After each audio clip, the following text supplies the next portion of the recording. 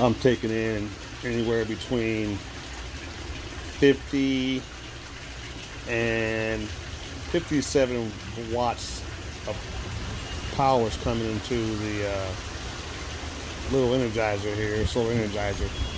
As you can see, it's very windy. Wind is gusting between 45 and 50 miles an hour. And they are saying that we could have power outages due to high winds. I'm here in Texas,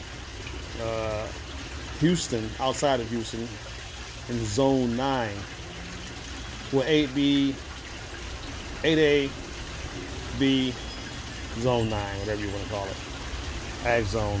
And this is why it's important to have your own source of power, because the grid here in Texas is not like any other grid in the country. It's its own independent grid. They haven't done any upkeep on it. That's why we had that Arctic freeze back in February. That was horrible.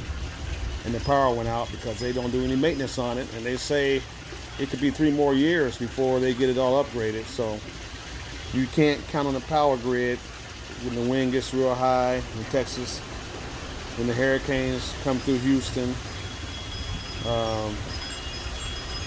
when you have colder temperatures and everybody starts cutting on the heat, the system can't handle it. So it's important to build your own mini power stations with these solar generators. That's what I'm doing. My plan was to start working on more solar pole mounts today, but it's too windy to do that, so I'll do it tomorrow when the wind comes down. But it's so important to have your own source of energy from the sun for free.